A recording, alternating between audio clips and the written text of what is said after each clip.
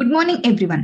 Kartikeya IS Academy is very glad to announce new batch in the year 2022 for complete integrated UPSC course. And the batch kickstarts from Jan 2022. Only limited seats available. Hurry up, enroll your registration right now. And for free Hindu analysis, for free answer writing session, please subscribe, share, and like our videos. And moreover, you can join our Telegram channel for free content. And the link is provided in the description box below. So ఈ రోజు current affairs లో మనం చూసే first topic వచ్చేసి new crypto bill will be introduced soon. So government already దీని గురించి crypto currency గురించి మనం డీటెయిల్ గా మాట్లాడుకున్నామమ్మా నిన్న. సో దాని గురించి ఏంటంటే చెప్పాను కదా, ఆల్రెడీ అప్డేట్స్ అనేవి కంప్లీట్ గా వస్తాయి. ఎందుకంటే స్టిల్ ఇట్ హ్యాస్ టు ఏంటంటే ఇంట్రడ్యూస్ చేయాలి, న్యూ బిల్ అనేది ఇంట్రడ్యూస్ చేయాలి. సో ఆల్రెడీ చెప్పాను, ఓల్డ్ బిల్ అనేది ఆల్రెడీ ఇంట్రడ్యూస్ చేసినప్పటికీ కూడా ఓకే, సో దాన్ని సుప్రీం కోర్టులో ఛాలెంజ్ చేయడం జరిగింది. సో సుప్రీం కోర్ట్ ఏంటంటే so actually it is countering fundamental right ని ఏంటంటే కౌంటర్ చేస్తుంది. ఓకే, సో అందుకని చెప్పేసి దాన్ని స్ట్రైక్ డౌన్ చేయడం జరిగింది. సో దానికి మేజర్ చేంజెస్ తీసుకొచ్చి మళ్ళీ కొత్త న్యూ బిల్ అనేది గవర్నమెంట్ ప్రపోజ్ చేయబోతుంది in this winter session of parliament. Okay, so ఈ బిల్ నే మనం ఏమని చెప్పేసి అంటామంటే సిహియర్ the cryptocurrency and regulation of official digital currency bill 2021. Okay, so the cryptocurrency and regulation of official digital currency bill 2021. so దీన్ని main scope ఏంటంటే regulation of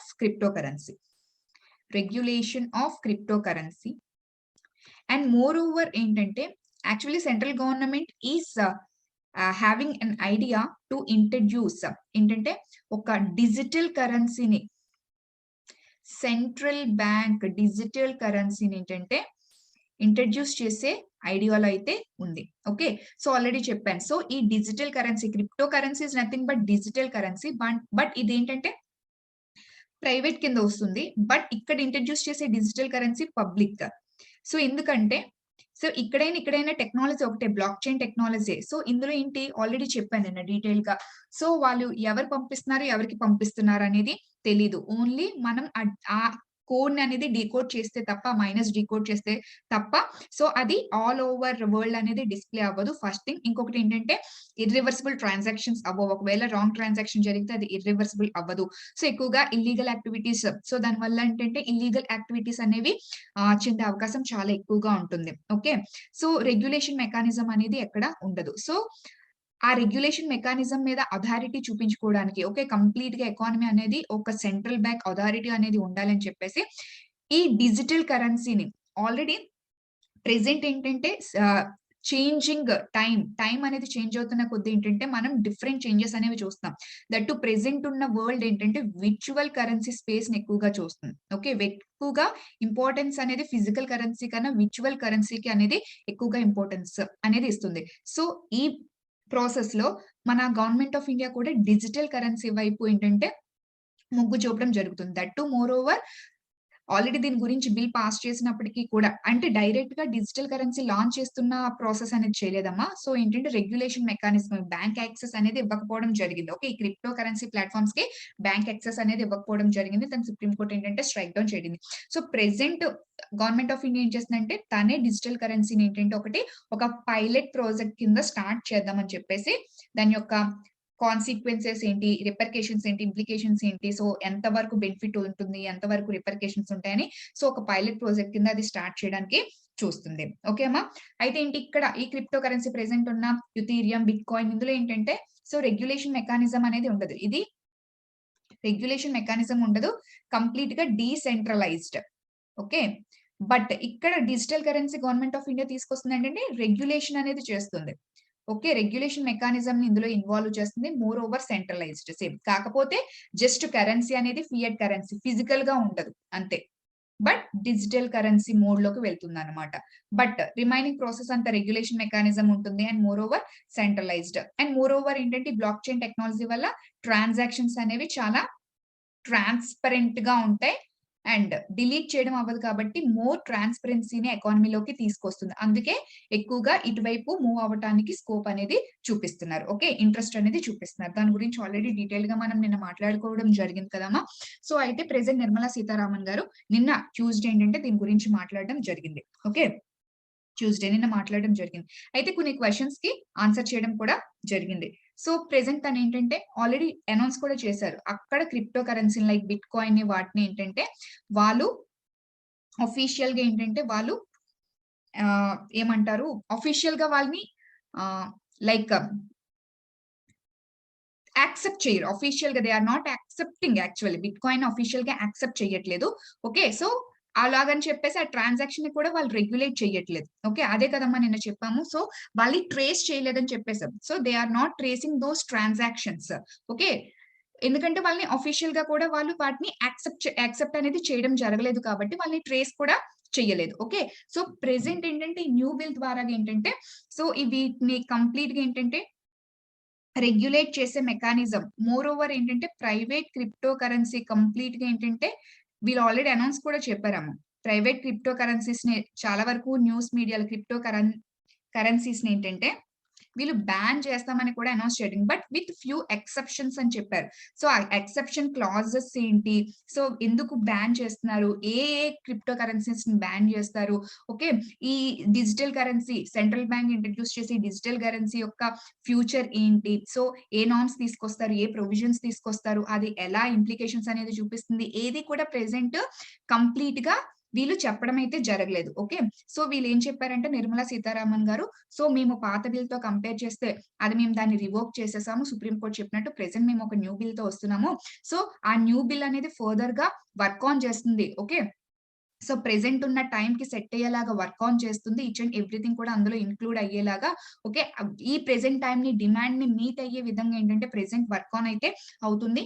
coming sessions లో దాని గురించి డీటెయిల్స్ అనేది మేము ఇస్తామని చెప్పేసి నిర్మలా సీతారామన్ గారు చెప్పడం జరిగింది. అండ్ మోర్ ఓవర్ ఈ యాడ్స్ కి సంబంధించి మిస్లీడింగ్ యాడ్స్ అనేవి వస్తున్నాయి కదా, దాన్ని బ్యాన్ చేసే ప్రాసెస్ ఏమైనా ఉందా, బ్యాన్ చేసే స్కోప్ ఏమైనా ఉందని చెప్పేసి అపోజిషన్ లీడర్స్ వాళ్ళు అడిగితే ఏంటంటే సో ఆల్రెడీ మేము ఆ బ్యాన్ చేసే ప్రాసెస్ లో అయితే ప్రెసెంట్ ఇంకా ఏం లేదు, but we have to look in to it. So already దానికి సంబంధించి advertising standards council of India అనేది ఉంది, అది చూసుకుంటుంది. సో మేము ఒకసారి దాంట్లోకి చూసి ఆ చాలా వరకు మిస్లీడింగ్ అనేది చేస్తుంది. దానివల్ల ఏంటంటే చాలా నెగిటివ్ ఇంప్లికేషన్స్ అనేది ఉంటే ఒక్కసారి ఉన్నాయా లేదా మేము చెక్ చేసుకొని దాని వైపు మేము అడుగులు అనేది వేస్తాం, స్టెప్స్ అనేది ఇనిషియేట్ చేస్తామని చెప్పేసి చెప్పడం జరిగింది. Banning on the ads. Okay, and moreover ఏంటంటే హియర్ యూత్ ని కూడా మేము గైడ్ చేస్తాం. ఎందుకంటే ఎక్కువగా ఈ హై రిస్క్ ఏరియా మీద ఏంటంటే వాళ్ళకి అవగాహన లేకపోవడం వల్ల okay they have to, so it is our responsibility to create awareness among youth అని చెప్పేసి కూడా చెప్పడం జరిగింది. సో ఏంటంటే దీని గురించి కంప్లీట్ గా అవేర్నెస్ అనేది లేకపోవడం వల్ల ఏంటంటే దీని వైపు ఎక్కువగా ఇన్వెస్ట్మెంట్స్ చేయడం జరిగింది, బట్ దానిలో ఉన్న హై రిస్క్ అనేది వాళ్ళకి తెలియట్లేదు. సో దీని మీద అవేర్నెస్ క్రియేట్ చేయడం కూడా మా రెస్పాన్సిబిలిటీ, మేము దాని వైపు ఇనిషియేషన్స్ కూడా తీసుకుంటున్నామని కూడా చెప్పడం జరిగింది. అన్నిటికన్నా మెయిన్ ఇంపార్టెంట్ ఏంటంటే నాన్ ఫంజిబుల్ టోకెన్స్ గురించి మాట్లాడడం జరిగింది. Okay, what is meant by this non fungible tokens. So actual గా this non fungible tokens is present ఏంటంటే ఈ క్రిప్టో కరెన్సీ బాగా ఎవాల్వ్ అవుతున్న టైంలో ఏంటంటే ఈ నాన్ ఫంజిబుల్ టోకెన్స్ అనేవి చాలా పాపులర్ అయ్యాయమ్మా. ఇవేంటో ఒక్కసారి జస్ట్ గ్లిమ్స్ గా చూసేసండి. ఓకే, బట్ ఎందుకంటే టాపిక్ లోకి వచ్చింది కాబట్టి. ఓకే,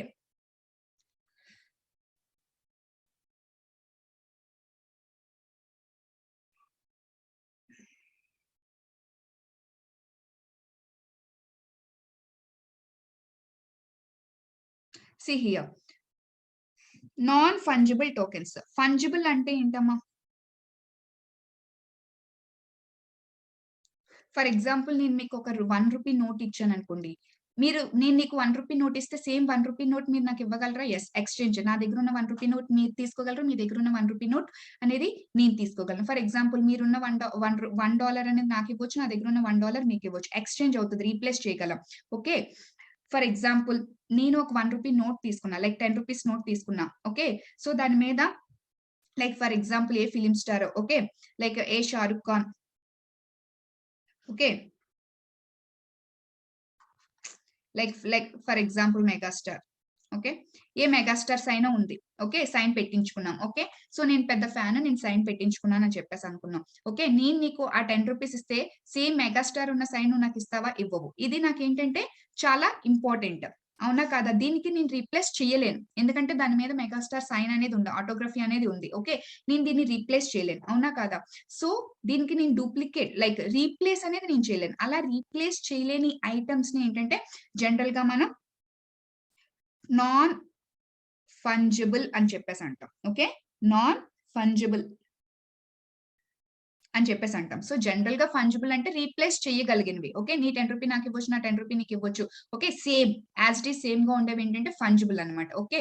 బట్ నాన్ ఫంజిబుల్ అంటే రీప్లేస్ చేయలేం. ఫర్ ఎగ్జాంపుల్ మనం ఏ మోనాలిసా పెయింటింగ్ అని తీసుకున్నా, ఓకే. రవివర్మ పెయింటింగ్స్ తీసుకున్నా, మనం యాస్ ఇట్ ఈజ్ పెయింటింగ్స్ అనేవి మనం ప్రొడ్యూస్ చేయగలమమ్మా? ప్రొడ్యూస్ చేయలేం. అవునా కాదా? సో ఆ కంటెంట్ అనేది మనకి రాదు. ఓకే.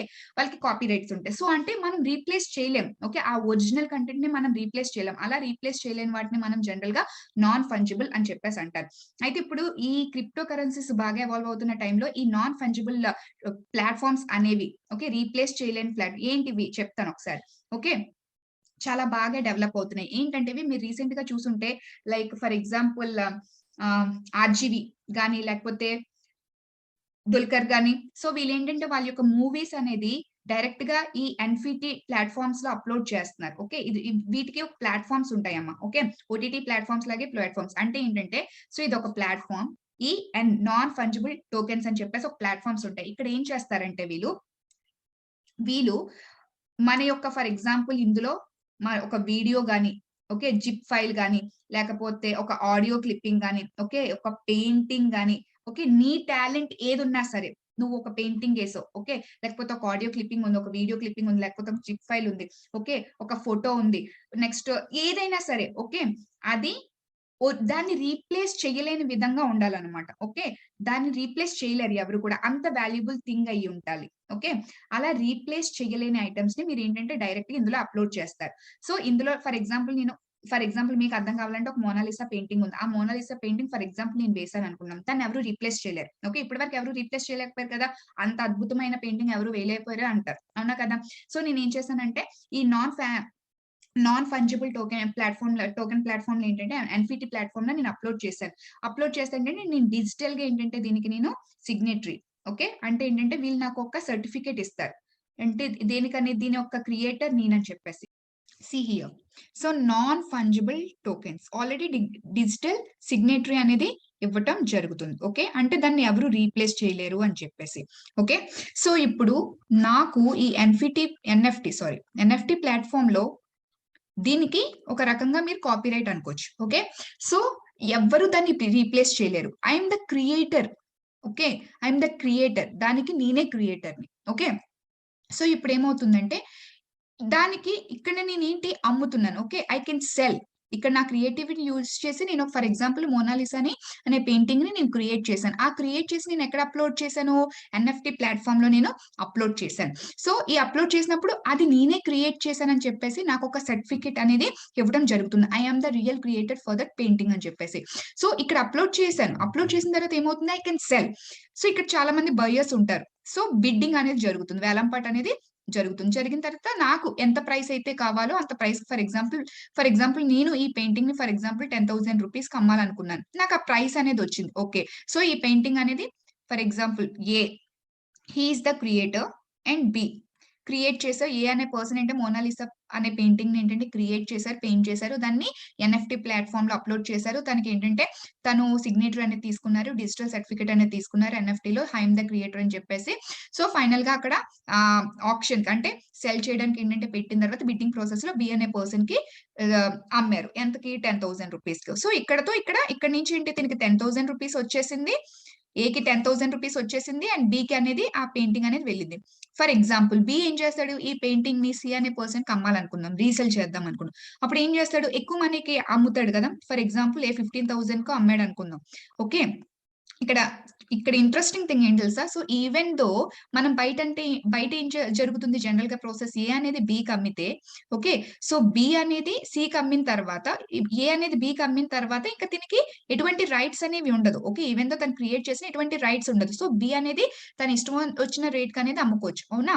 సో, ఇక్కడేం జరుగుతుందంటే ఈ ఎన్ఎఫ్‌టి ప్లాట్‌ఫార్మ్‌లో బి అనేది సికి అమ్మినప్పటికి 15,000 ఇందులో 10% అమౌంట్ అనేది ఒరిజినల్ క్రియేటర్‌కి వెళ్ళటం జరుగుతుంది. 10% అంటే ఫర్ ఎగ్జాంపుల్ ఈ 15,000లో 1500 ఈ 1500 అనేది క్రియేటర్‌కి వెళ్ళటం జరుగుతుంది. ఓకే.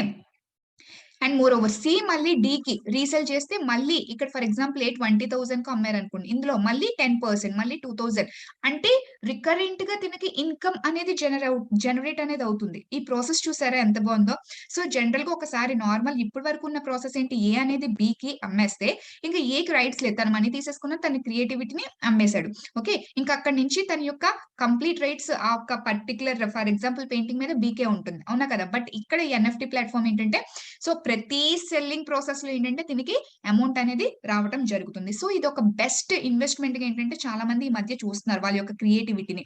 లైక్ ఇవి డిజిటల్‌గా ఆక్షన్స్ అనేవి జరుగుతున్నాయి. లైక్ వాళ్ళ యొక్క పెయింటింగ్స్‌ని రెగ్యులర్‌గా పెయింటింగ్స్ ఎక్కడ ఎగ్జిబిషన్ అనేది పెట్టేసి అక్కడ కదా యాక్చువల్‌గా బిడ్డింగ్ ఆక్షన్స్ అనేవి జరుగుతాయి. సో, ఇప్పుడేంటంటే ఇవి డైరెక్ట్‌గా ఎన్ఎఫ్‌టి ప్లాట్‌ఫార్మ్‌లో అప్‌లోడ్ చేయడం, వాళ్ళ యొక్క వీడియో క్లిప్పింగ్స్‌ని అక్కడే అప్‌లోడ్ చేయడం, ఆడియో క్లిప్పింగ్స్‌ని అప్‌లోడ్ చేయడం, జిప్ ఫైల్స్‌ని అప్‌లోడ్ చేయడం, ఓకే. ఫోటోస్‌ని అప్‌లోడ్ చేయడం.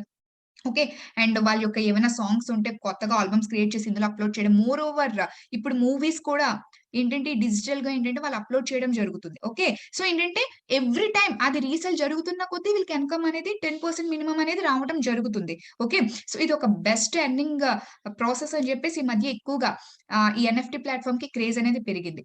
కాకపోతే ఇక్కడ ఈ టాపిక్ ఎందుకు మాట్లాడుతున్నామంటే సీ హియర్ ఇక్కడ ప్రాసెస్ ఈ కరెన్సీ ట్రాన్సాక్షన్స్ ఉంటాయా? ఇక్కడ నార్మల్ కరెన్సీలో జరగదు. ఓన్లీ క్రిప్టో కరెన్సీలో మాత్రమే ట్రాన్సాక్షన్ జరగాలి. Very, very important. ఇక్కడే ఇప్పుడు వరకు ఎన్ఎఫ్‌టి ప్లాట్‌ఫార్మ్స్‌లో ఎక్కడ ట్రాన్సాక్షన్ నార్మల్ కరెన్సీలో జరగదు. Cryptocurrency either bitcoins, Ethereum. So, అలా క్రిప్టో కరెన్సీలో మాత్రమే జరుగుతుంది. ఓకే. సో, ఈ క్రిప్టో కరెన్సీ యొక్క ఇంపార్టెన్స్ ఎంత ఉందో చూడండి. ఇది ఫ్యూచర్‌లో చాలా స్కోప్ ఇచ్చే బిజినెస్. అవునా కదా! ఫ్యూచర్‌లో ఈ టైప్ ఆఫ్ ఇన్వెస్ట్‌మెంట్స్ చాలా ఎక్కువగా జరుగుతాయి. ఓకే. వాళ్ళ యొక్క క్రియేటివిటీని ఇలాగా ఎవ్రీ ట్రీ సెల్లింగ్ టైమ్‌లో వాళ్ళకి ఇన్‌కమ్ జనరేషన్ అనేది జరుగుతుంది కాబట్టి అందుకే సీ హియర్ పెద్ద పెద్ద సెలబ్రిటీస్ అయినా లైక్ ఆర్‌జీవి గాని లేకపోతే 'దుల్కర్' గాని ఓకే. వీళ్ళందరూ ఏంటంటే ఇందులోనే వాళ్ళ మూవీస్ అనేది అప్‌లోడ్ చేయడానికి ఆల్రెడీ తీసుకున్నారు. ఒకసారి కావాలంటే మీరు నెట్‌లో కూడా సెర్చ్ చేయండి. ఓకే. సో, అలాంటి ప్లాట్‌ఫార్మ్స్‌లో క్రిప్టో కరెన్సీస్‌ని మాత్రమే వాళ్ళేంటంటే యాక్చువల్‌గా యాక్సెప్ట్ చేస్తారు. ట్రాన్సాక్షన్ మొత్తం కూడాను. ఓకే. సో, అందుకే అడిగారు. See here. ఇప్పుడు అది ఎన్ఎఫ్‌టి ప్లాట్‌ఫార్మ్ అంటే. మీకు ఈ టాపిక్ వచ్చింది కాబట్టి రిలేటెడ్ టు ఎకానమీ అని చెప్పేసి ఇప్పుడు నెక్స్ట్ ఏంటి కమింగ్ కొత్తగా ఎకానమీలో ఏంటి ఇంట్రొడ్యూస్ అవుతున్న ప్లాట్‌ఫార్మ్స్ అనేది ఖచ్చితంగా మనకు ఆల్రెడీ ఓటీటీ ప్లాట్‌ఫార్మ్స్ గురించి తెలుసు. ఆల్రెడీ మనకేంటంటే ఈ మీడియాని రెగ్యులేట్ చేస్తూ చాలా రిఫార్మ్స్ అనేవి తీసుకొచ్చారు. అవి చాలా ఇంపార్టెంట్. ట్విట్టర్ గాని, వాట్సాప్ గాని, ఫేస్‌బుక్ గాని ఈ మధ్యలో వస్తున్న రిఫార్మ్స్. అండ్ సో, ఇలాంటివి ఎకానమీకి సంబంధించిన ఏదొచ్చినా సరే అది ఫ్యూచర్‌లో మనకి చాలా చాలా ఇంపార్టెంట్. అందుకే ఎన్ఎఫ్‌టి ప్లాట్‌ఫార్మ్ గురించి ఇక్కడ చెప్పడం అయితే జరిగింది. ఓకేమా?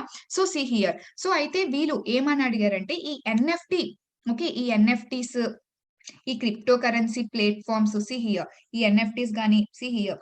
ఈ క్రిప్టో కరెన్సీ ఎక్స్‌చేంజ్ ఇక్కడ ఎక్స్‌చేంజెస్ ఎక్కడ జరుగుతున్నాయి? ఎన్ఎఫ్‌టి మొత్తం క్రిప్టో కరెన్సీలోనే కదా! ట్రాన్సాక్షన్స్ ఎక్స్‌చేంజ్ జరుగుతున్నాయి. అండ్ మోర్ ఓవర్ ఈ క్రిప్టో సర్వీస్ ప్రొవైడింగ్ ప్లాట్‌ఫార్మ్స్ ఇవి ఇవి కంప్లీట్‌గా ఏంటి? ఏ టాక్స్ కింద వీటికి టాక్స్ ఎగ్జెప్షన్స్ ఏమైనా ఉన్నాయా? ఇవి కూడా టాక్స్ అనేది పే చేయాలని మేజర్ క్వెషన్ అనేది రైజ్ చేయడం జరిగింది. అయితే దానికి నిర్మలా సీతారామన్ గారు చాలా చాలా ఇంపార్టెంట్ అమ్మా. ఓకే. దీనికి ప్రెజెంట్ ఇప్పుడు వరకు కూడా స్పెసిఫిక్‌గా ఎటువంటి నో సెపరేట్ టాక్స్ రేట్. సెపరేట్‌గా వీటి కోసం సెపరేట్‌గా ఎటువంటి టాక్స్ రేట్ లేదు. ఓకే. నార్మల్ బిజినెసెస్‌కి ఏటైతే టాక్స్ రేట్ అనేది మనం ఓకే. సీ హియర్ యాక్చువల్‌గా మనం ఏం చేస్తాం?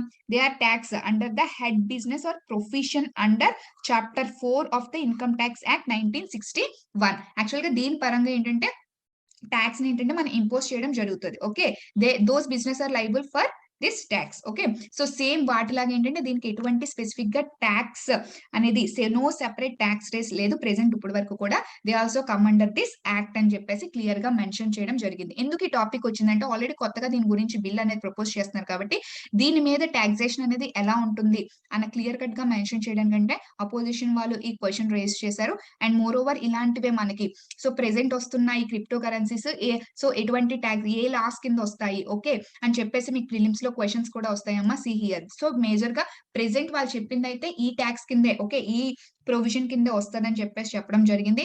సో ఫ్యూచర్ లో ఏమైనా డెవలప్మెంట్స్ వస్తాయేమని ఒకసారి మనం వెయిట్ చేసి చూద్దాం. సో దట్స్ ఈ న్యూ క్రిప్టో బిల్ ఏంటంటే ప్రెసెంట్ ట్రెండ్ మారుతున్న కొద్ది ఏంటంటే దానికి తగ్గట్టుగానే మేము ఈ క్రిప్టో బిల్ అనేది తయారు చేస్తున్నాము.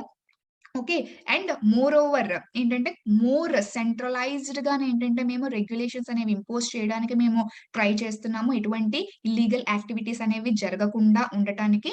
అండ్ మోర్ ఓవర్ ఏంటంటే మనము ఈ ఫిజికల్ కరెన్సీ, ఫియట్ కరెన్సీ నుంచి virtual currency like digital currency వైపు మేము మూవ్ అయ్యే స్కోప్ ఎక్కువగా ఉంది. దానికోసం మేము పైలట్ ప్రాజెక్ట్ అనేది ఇనిషియేట్ చేయడానికి మేము ఈ central bank okay digital currency అనేది మేము ఇనిషియేట్ చేయడానికి చూస్తున్నాము. దాని గురించి బిల్ అనేది ఇంట్రడక్షన్ అనేది జరుగుతుంది ఈ కమింగ్ సెషన్స్ లో. దాని గురించి డీటెయిల్ గా డిస్కషన్ అనేది చేస్తాం. ఈచ్ అండ్ ఎవ్రీ క్లాజ్ ని మేము ఎక్స్ప్లెయిన్ చేస్తాము. నిర్మలా సీతారామన్ గారు చెప్పడం జరిగింది. ఓకే. చెప్పాను కదమ్మా నిన్నే ఖచ్చితంగా క్రిప్టో బిల్ గురించి చాలా చాలా ఇంపార్టెంట్. ఈ వింటర్ సెషన్ కంప్లీట్ అయ్యే లోపు దీని గురించి మేజర్ గా డెవలప్మెంట్స్ అనేది వస్తుంది. చాలా మీకు ఎకానమీ పార్ట్ లో ఇంపార్టెంట్. ఎవ్రీడే అప్డేట్స్ అనేవి చూసుకోవాలి. Okay. Next government appoints 3-member panel to review economically weaker section quota. దీని గురించి ఆల్రెడీ మనం ఈ weekly current affairs like everyday daily current affairs అనేది మనం ఎవ్రీడే చూసినప్పుడు ఆల్మోస్ట్ 1 month అయింది కదమ్మా. సో మీకు ఇప్పుడు ఏ టాపిక్ తీసుకున్న న్యూస్ పేపర్ నా ఎక్స్ప్లెనేషన్ చూడకుండా మీరు ఏ టాపిక్ తీసుకోండి ఈచ్ అండ్ ఎవ్రీ టాపిక్ మీద మీకు ఐడియా అనేది ఆల్రెడీ ఫామ్ అయిపోయి ఉంటుంది. ఓకే. ఒక 3 months కంటిన్యూగా ఈ కరెంట్ అఫైర్స్ మీరు ఫాలో అయితే ఓకే కంప్లీట్ గా మీకు న్యూస్ పేపర్ ఓపెన్ చేసిన తర్వాత ఏ టాపిక్ కూడా మీకు ఇర్రిలవెంట్ అనిపించదు. Like a topic relevant a topic irrelevant యూపీఎస్సీకి. And moreover a topic చదివినా సరే మీకు ఏది కూడా కొత్తగా అనిపించదు. అంతా కూడా దీని గురించి నాకు బ్యాక్గ్రౌండ్ తెలుసు అనే ఫీలింగ్ అనే మీకు ఖచ్చితంగా వస్తుంది. సి హియర్ నేను ఇప్పుడు మీకు కొన్ని డేస్ ఆల్మోస్ట్ 7 days లో ఏంటంటే ఒక 2 days 1 days ఏంటి మీకు అప్డేట్స్ అనేవి చెప్తున్నాను. ఎందుకంటే ఆ రోజు న్యూస్ లో ప్రెసెంట్ మీకు కొత్తగా చెప్పడానికి ఏమీ ఉండవు. ఓకే. సో యూపీఎస్సీ మనం న్యూస్ లో చాలా వస్తుంది. బట్ యూపీఎస్సీ రిలవెన్స్ అనేది మనం చాలా చూసుకోవాలి కదా. ఓకే. యూపీఎస్సీ రిలవెన్స్ మాత్రమే మనం చెప్పుకుంటాం. దిస్ కరెంట్ సెషన్ అంటే కంప్లీట్ గా యూపీఎస్సీకి రిలవెన్సీ మనం చూసుకుంటాం. ఓకే. దాని ప్రకారంగా చూసుకుంటే ఏంటంటే కొన్ని ప్రతిసారి మీకు ఎవ్రీడే ఏంటంటే టాపిక్ మళ్ళీ బేసిక్ నుంచి చెప్పాల్సిన నెసెసిటీ అని లేదు. అవునా కదా. ఆల్రెడీ మీకు దాని గురించి ఐడియా అనేది ఫ్రేమ్ వర్క్ అనేది బ్యాక్గ్రౌండ్ లో ఇచ్చేసే ఉంటాం. ఓకే. సో దాని గురించి సంబంధించేసి హియర్ గవర్నమెంట్ అపాయింట్స్ ఆల్రెడీ చెప్పాను. ఈ economically weaker sections quota already 2019 లో దీని గురించి బిల్ పాస్ చేయడం అనేది జరిగింది. ఏ అమెండ్మెంట్ అమ్మా. ఓకే. ఆల్రెడీ ఐడియా ఉంటుంది అనుకుంటా. 103rd అమెండ్మెంట్ యాక్ట్ ద్వారా గన మీ యొక్క రివైజ్డ్ పాలిటీ బుక్ కూడా 6th ఎడిషన్ తీసుకుంటే మీకు అందులో కూడా ఇది ఆల్రెడీ ఇంక్లూడ్ అయిపోయి ఉంటుంది. ఓకే. దీన్ని ఛాలెంజ్ చేస్తూ ఆల్రెడీ చెప్పాను. నీట్ ఆస్పిరెంట్స్ ఛాలెంజ్ చేస్తూ ఎకనామికలీ వీకర్ సెక్షన్ 10% రిజర్వేషన్ ని ఛాలెంజ్ చేస్తూ పిటిషన్ ఫైల్ చేయడం జరిగింది. ఓకే. అయితే దీన్ని చూస్తూ ప్రెసెంట్ మీరు 2000 ఇప్పుడు 10% రిజర్వేషన్ ఓకే గానీ మీరు అంటే దీన్ని హియరింగ్ వస్తున్నప్పుడు 8 lakh మినిమం ఇన్కమ్ ఉండాలని చెప్పేసి చెప్పారు కదా. అంటే 8 lakh దానికన్నా తక్కువ. ఓకే. 8 lakh కన్నా తక్కువ 8 lakh అండ్ 8 lakh కన్నా తక్కువ ఇన్కమ్ ఉన్న వాళ్ళు ఎవరైనా సరే దే ఆర్ యాక్చువల్లీ దీనికి ఈ ఎకనామికలీ వీకర్ సెక్షన్స్ ఓకే ఈ రిజర్వేషన్ కి ఎలిజిబుల్ అని చెప్పేసి చెప్పడం జరిగింది. అవునా కదా. సో ఈ 8 lakh ఈ ఫిగర్ కి మీరు ఎలా కన్క్లూజన్స్ అనేది వచ్చారు. ఓకే. ఏ స్పెసిఫిక్ డేటా మీద వచ్చారు. ఏ స్టాటిస్టిక్స్ మీద మీరు ఈ ఫిగర్ ని మీరు కన్క్లూడ్ చేశారని సుప్రీం కోర్ట్ అనేది అడగడం జరిగింది. ఓకే. దాని గురించి ఆల్రెడీ సెంట్రల్ గవర్నమెంట్ మేము ఒక రిపోర్ట్ సబ్మిట్ చేస్తామని చెప్పాం. బట్ ఆ టైం హియరింగ్ లో ఏంటంటే రిపోర్ట్ సబ్మిట్ చేయలేదు. సో ఖచ్చితంగా ఈ రిపోర్ట్ మాకు సబ్మిట్ చేయాలని చెప్పేసి ఫైనల్ గా వార్నింగ్ అయితే ఇవ్వడం జరిగింది. దాని కోసం ప్రెసెంట్ ఏంటంటే అప్డేట్ వచ్చింది. సో వీళ్ళు ఏం చెప్పారు అంటే సొలిసిటర్ జనరల్ ఎప్పుడు కూడా గవర్నమెంట్ నుంచి తుషార్ మెహతా తనే మాట్లాడతారమ్మా. ఓకే. కోర్ట్ ప్రొసీడింగ్స్ లో సుప్రీం కోర్ట్ ప్రొసీడింగ్స్ లో రిగార్డింగ్ గవర్నమెంట్. ఓకే. సో తను ఏం చెప్పారు అంటే సో సి హియర్ గవర్నమెంట్ ఏంటంటే ప్రెసెంట్ ఆల్రెడీ చెప్పారు కదా ఒక కమిటీని అనేది వాళ్ళు ఫామ్ చేస్తారని చెప్పేసి ఆ అప్డేట్ అనేది వచ్చిందమ్మా. సో 3-member కమిటీని ఫామ్ చేస్తున్నారంట. ఓకే. 3-member వాళ్ళు ఎవరు అందులో ఫస్ట్ మెంబర్ ఎవరంటే former finance secretary Ajay Bhushan Pandey. ఇతను ఒక మెంబర్. ఇంకొకరు member secretary and Indian council of social science research V K Malhotra ఇతను second person and principal economic adviser to the government of India Sanjeev Sanyal ఇతను థర్డ్ పర్సన్. ఈ 3 మెంబర్స్ కమిటీ ఏంటంటే committee అనేది form, ఈ 3 members తో ఒక కమిటీ అనేది ఫామ్ చేస్తుంది గవర్నమెంట్. సో వీళ్ళు ఇచ్చిన రిపోర్ట్ అనేది ఫైనల్ గా సుప్రీం కోర్టులో సబ్మిట్ చేస్తారు. ఎందుకు 8 lakhs ఫిగర్ అనేది ఇచ్చారు, దానికి రీజన్స్ ఏమున్నాయి, లేకపోతే ఈ క్రైటీరియా అనేది బేస్ క్రైటీరియాగా ఫామ్ అవుతుందా, ఎకనామికలీ వీకర్ సెక్షన్ కి ఈ క్రైటీరియా అనేది బేస్ క్రైటీరియా ఫామ్ అవుతుందా, లేకపోతే చేంజెస్ ఏమైనా వస్తాయని చెప్పేసి వన్స్ వీళ్ళు ఏంటంటే దీని గురించి each and every details check చేసి రిపోర్ట్ అనేది సుప్రీం కోర్ట్ కి చెప్పడం సబ్మిట్ చేయడం అనేది జరుగుతుంది. సో వీళ్ళు ఫైనల్ గా ఏ రిపోర్ట్ అనేది డ్రాఫ్ట్ చేస్తారు, దాన్ని చూసిన తర్వాత సుప్రీం కోర్ట్ అనేది ఫైనల్ గా ఏ కన్క్లూజన్ కి వస్తుంది. సో దీని గురించి అవుట్పుట్స్ ఓకే ఫైనల్ గా ఈ ఎకనామికలీ వీకర్ సెక్షన్స్ ని ఎలా డిటర్మైన్ చేస్తారు, ఆ రిజర్వేషన్స్ అనేది ఎలా డిటర్మైన్ చేస్తారు అనేది we have to hold on. Already hearing లో ఉంది కాబట్టి. అయితే ఈ కంప్లీట్ టైం పీరియడ్ ఏంటంటే కంప్లీట్ ఎగ్జామినేషన్ కి 3 weeks టైం పీరియడ్ అయితే అడిగారమ్మా, కంప్లీట్ గా 3 weeks time period. So next hearing already మనకి January 6th ఉంది. ఈ కంప్లీట్ నెక్స్ట్ హియరింగ్ వరకు ఏంటంటే నీట్ ఆల్రెడీ ఈ కౌన్సిలింగ్ అనేది పోస్ట్ పోన్ అయితే చేశారు. ఓకేమా. Next GDP growth 8.4% in Q2. అయితే జిడిపి గ్రాస్ డొమెస్టిక్ ప్రొడక్ట్ అనేది మనకి 8.4% వరకు ఇంక్రీజ్ అయిందంట Q2. సో ఆల్రెడీ మనకి తెలుసు 4 quarters. Q2 అంటే ఏ క్వార్టర్ లోకి వస్తుందమ్మా, from July to September. Okay so మనకి 4 quarters ఉంటాయి. సో Q2 ఏమొస్తుంది, July to September. Q3 October to December. Q4 January to March. Q1 April to June. అవునా కదా. సో ఈ Q2 లో ఏంటంటే 8.4% జిడిపి గ్రోత్ అనేది చూపించారు అని చెప్పేసి ఇది ఒక పాజిటివ్ ఇంపాక్ట్ అని చెప్పారు. బట్ స్టిల్ చూడండి హెడింగ్ రికవరీ ఏపీఎస్ ప్యాచీ, అంత ప్రామినెంట్ గా రికవరీ కనిపించట్లేదు. ఎందుకు ఇది అన్నారు అంటే so even though so growth అనేది చూపించిందని చెప్పేసి నేషనల్ స్టాటిస్టికల్ ఆఫీస్ ఏంటంటే చూపించినప్పటికీ ఓకే ఇది ఒక గుడ్ అచీవ్మెంట్ అనేది అని చెప్తూ finance ministry chief economic adviser Krishnamurthy Subramanian CEA ఇతను ఏమన్నారు, రికవరీ ప్రాసెస్ అనేది కంటిన్యూ అవుతుంది. సో ఎకనామిక్ రికవరీ అనేది చాలా బాగా జరుగుతుందని చెప్పారు. బట్ మేజర్ ఎకనామిక్స్ ఏం చెప్పారు అంటే రికవరీ అనేది అంత బాలేదు అని చెప్తున్నారు. ఎందుకు బాలేదని చెప్తున్నారు, ఈవెన్ దో జిడిపి గ్రో 8.4% చూపించినప్పటికీ ఎందుకు బాలేదని చెప్తున్నారు. ఇది దేని బేస్ కింద తీసుకున్నారు, బేస్ ఎఫెక్ట్. దేని బేస్ గా తీసుకున్నారు, ఆల్రెడీ పాండమిక్ పీరియడ్ లో ఏంటంటే నెగిటివ్ వచ్చింది కదమ్మా మనకి గ్రోత్ రేట్, దాన్ని కంపారిటివ్ గా చూసుకొని ఏంటంటే 8.4% పెరిగిందని చెప్పేసి అంటున్నారు. ఆల్రెడీ చాలా నెగిటివ్ లో ఉంది, దాంతో కంపేర్ చేసి 8.4% అనేది అంత వెల్కమ్ గా లేదు. ఓకే సో అయితే అందుకే సో ప్రెసెంట్ ఇది బాగా కూడా రికవరీ చెందాలి. ఓకే ఎకనామీ రికవరీ బాగా జరగాలి and more over GDP growth అనేది పెరగాలంటే స్టిల్ గవర్నమెంట్ ఇన్వెస్ట్మెంట్స్ అనేది ఇంకా చెయ్యాలి. ఓకే క్యాపిటల్ ఎక్స్పెండిచర్ అనేది పెంచాలి. Okay more over private entities కూడా వాళ్ళ యొక్క ఇన్వెస్ట్మెంట్స్ తగ్గిస్తే, వాళ్ళ యొక్క ఎక్స్పాన్షన్స్ తగ్గిస్తే ఓకే ఎప్పుడమ్మా డిమాండ్ ఖచ్చితంగా పెరగాలి. ఓకే డిమాండ్ ప్రజలకి డిమాండ్ పెరిగితేనే కదా ఆటోమేటిక్ గా కన్సెప్షన్ పెరగాలి. గూడ్స్ కన్సెప్షన్ ఎప్పుడైతే పెరిగిందో ఆటోమేటిక్ గా జీడిపి అనేది పెరుగుతుంది. సో ఈ కన్సెప్షన్ రేట్ అనేది అంత హైగా లేదు. ఓకే కన్సెప్షన్ రేట్ అనేది అంత హైగా లేదు. సో కన్సెప్షన్ అనేది ఖచ్చితంగా పెరగాలి. స్టిల్ గవర్నమెంట్ ఇన్వెస్ట్మెంట్స్ చేయాలి, private entities investments and expansions చేయాలి.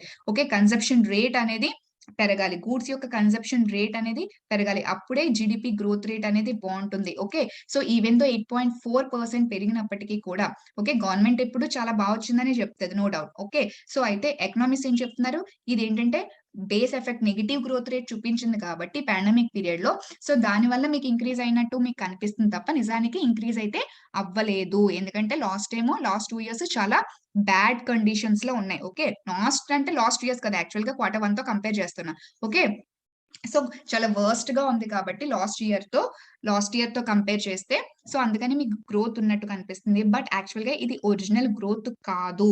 ఓకే స్టిల్ రికవరీ అనేది చాలా బాగా జరగాలి, అంత ఎఫెక్టివ్ గా లేదు అని చెప్పేసి ఫైనల్ గా వాళ్ళు చెప్పడం జరిగింది. సో గవర్నమెంట్ ఇంకా ఏంటంటే దీన్ని రికవరీ చేసే ప్రాసెస్ లో మాత్రం ఉండాలి, స్టెప్స్ అనేది తీసుకోవాలి. Still India have to recover అని చెప్పేసి వాళ్ళు చెప్పడం జరిగింది, కాషన్ చేయడం జరిగింది. ఓకేమా.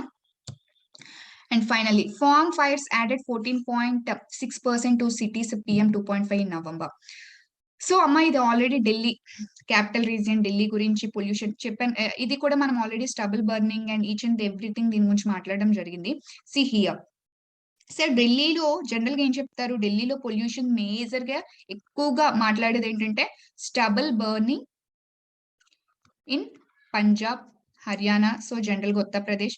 సో ఏంటంటే వీటిలో ఏంటంటే వీటి వల్ల జనరల్ గా ఈ స్టబల్ ఇక్కడ ఫార్మర్ స్టబల్ బర్నింగ్ చేయడం వల్ల ఏంటంటే దట్టు ఈ ఢిల్లీ అనేది ల్యాండ్ లాక్డ్ రీజియన్ కాబట్టి ఓకే, ఈ ఇండో గ్యాంగటిక్ ప్లేన్ రీజియన్ లో కంప్లీట్ గా ఈ సీజన్ లో ఇది జనరల్ గా హియర్ జనరల్ గా మనకి స్టబల్ బర్నింగ్ సీజన్ అనేది అక్టోబర్ టు నవంబర్ సీజన్ అమ్మా. ఓకే, స్టబల్ బర్నింగ్ జరిగేది ఓకే ఈ సీజన్ లోనే ఎక్కువ జరుగుతుంది. ఓకే, జనరల్ గా ఢిల్లీలో పొల్యూషన్ అనేది ఎక్కువగా 2 సీజన్స్ లో అవుతుందమ్మా. ఓకే, సో ఫస్ట్ వన్ ఏంటంటే అక్టోబర్ టు నవంబర్, నెక్స్ట్ ఇంకొకటి December to January.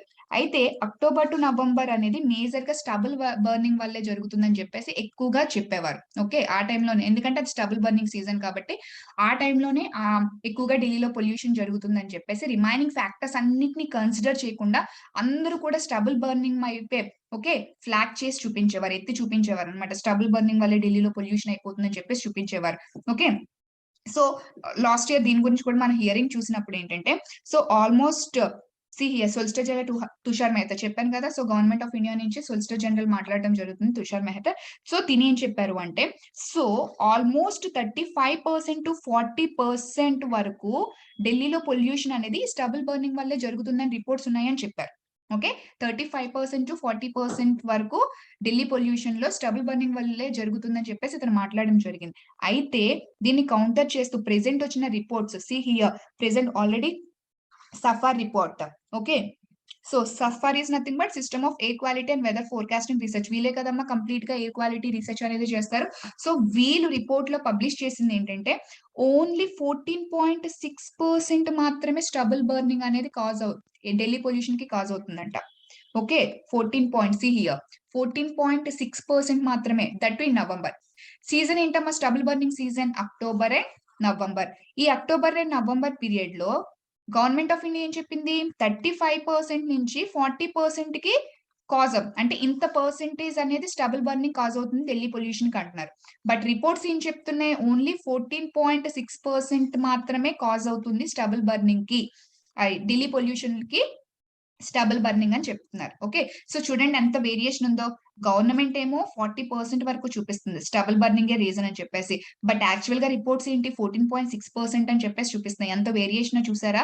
Okay, so remaining factors ఉన్నప్పటికీ కూడా ఒక పొలిటికల్ హియర్ ఒక పొలిటికల్ హాట్ పొటాటో చూసారా ఎలా రాసారో. ఓకే, ఇక్కడ ఒక పొలిటికల్ గేమ్ అనేది జరుగుతుంది. ఓకే, రిమైనింగ్ ఫ్యాక్టర్స్ ఏమి చూపించకుండా కన్సిడర్ చేయకుండా ఓన్లీ స్టబుల్ బర్నింగ్, దీని గురించి కూడా నేను ఆల్రెడీ మాట్లాడాను అవునా కదా. సో రిపోర్ట్ లో సుప్రీం కోర్ట్ కి సబ్మిట్ చేసేటప్పుడు ఇంకా వీళ్ళు క్లియర్ గా 14.6 చూపించారు, కానీ వాళ్ళు నియర్లీ అరౌండ్ 10% అని మాత్రమే చెప్పారు. ఓకే, సో ఢిల్లీ పొల్యూషన్ లో stubble burning only up on and above maximum 10% approximately వరకు మాత్రమే కాజ్ చేస్తుంది. రిమైనింగ్ 90% కూడా రిమైనింగ్ యాక్టివిటీస్ అరౌండ్ ఢిల్లీ వల్లే జరుగుతుందని క్లియర్ గా మెన్షన్ చేసి చెప్పారు. సో ఇప్పుడు ఫైనల్ గా సఫార్ FAR వీళ్ళు ఇచ్చిన రిపోర్ట్ పరంగా 14.6% సిటీ పొల్యూషన్ కి ఏంటంటే 14.6% అనేది it is due to stubble burning అని చెప్పడం జరిగింది. సో రిమైనింగ్ ఆల్మోస్ట్ 80% వరకు ఎవరిదమ్మా, నాట్ ఓన్లీ 85% రిమైనింగ్ ఫ్యాక్టర్స్. కానీ ఆ ఫ్యాక్టర్స్ మీద ఏంటంటే మెజర్స్ తీసుకోకుండా ఆ ఫ్యాక్టర్స్ ని కన్సిడర్ చేసి ఓకే దాని మీద మెజర్స్ తీసుకోకుండా ఓన్లీ స్టబుల్ బర్నింగ్ వల్లే అని చెప్పేసి ఎక్కువగా దాని గురించి క్రిటిసైజ్ చేయడం స్టార్ట్ చేశారు. సో క్లియర్ గా ఇక్కడ క్లియర్ గా చూపించేస్తుంది రిపోర్ట్ అనేది, నాట్ ఓన్లీ స్టబుల్ బర్నింగ్ అనేది ఢిల్లీ పొల్యూషన్ కి చాలా చాలా తక్కువ కాంట్రిబ్యూట్ చేస్తుంది. సో రిమైనింగ్ 85% రిమైనింగ్ ఫ్యాక్టర్స్ ఉన్నాయి. సో గవర్నమెంట్ దాని మీద దృష్టి పెట్టాలని క్లియర్ గా ఈ రిపోర్ట్ అనేది చూపించేస్తుంది. So moreover here November final గా నవంబర్ 30 ఓకే నవంబర్ 30కి 1% హియర్ 1% మాత్రమే వచ్చేసింది. ఎంత తక్కువకి వచ్చేసింది చూసారా. ఓకే, ఇది చీఫ్ పొల్యూటెంట్ అమ్మా, PM 2.5 అనేది చీఫ్ పొల్యూటెంట్. దాన్ని ఓకే కాంట్రిబ్యూట్ చేసే ప్రాసెస్ లో ఎంత ఉంది, ఓన్లీ ప్రెసెంట్ నవంబర్ 30కి 1% ఉందంట చీఫ్ పొల్యూటెంట్ ని. ఓకే, సో క్లియర్ గా మీరు ఇదంతా డేటా గుర్తు పెట్టుకోవాల్సిన అవసరం లేదమ్మా. స్టబుల్ బర్నింగ్ ఒకప్పుడు స్టబుల్ బర్నింగే కాజ్ అని మెయిన్ గా గవర్నమెంట్ క్రిటిసైజ్ చేసేది, బట్ ఇప్పుడున్న రిపోర్ట్స్ ఏంటంటే stubble burning is not the major contributor for Delhi pollution అని చెప్పేసి క్లియర్ గా రిపోర్ట్స్ తేల్చి చెప్పేస్తున్నాయి. ఓకే, సో ఈ రిపోర్ట్ బేస్ చేసుకొని సుప్రీం కోర్ట్ ఏ జడ్జ్మెంట్ ఇస్తుందో let's wait and see. So that's all about today. So so రోజుకి ఏంటంటే మనం తీసుకున్న ఆర్టికల్స్ అనేవి ఇంక్రీజ్ అవుతూ ఉంటాయమ్మా. ఎందుకంటే ఆల్రెడీ మాక్సిమం చాలా వరకు బేసిక్స్ అనేది ఇవ్వడం జరిగింది కాబట్టి, ఓకే. 1 మంత్ వరకు నేను బేసిక్స్ డెవలప్ చేసుకుంటూ వచ్చాను కాబట్టి, స్టిల్ ఇంకా మీకేమైనా డౌట్స్ ఉంటే కొత్తగా అప్డేట్స్ ఏముంటే దాని గురించి మళ్ళీ డెప్త్ అనాలిసిస్ అనేది చేసుకున్నప్పుడు ఆ డెప్త్ అనాలిసిస్ చేసినప్పుడు ఆటోమేటిక్‌గా కంటెంట్ తగ్గుతుంది. సో ఏంటంటే డెప్త్ అనాలిసిస్ లేకుండా ఆల్రెడీ దానికి ప్రీవియస్ వీడియోస్‌లో మనం ఇచ్చినప్పుడు సో మేజర్ ఆర్టికల్స్, ఎక్కువ ఆర్టికల్స్ అనేది మనం కవర్ చేద్దాం. Okay. So have a nice day. Thank you one and all.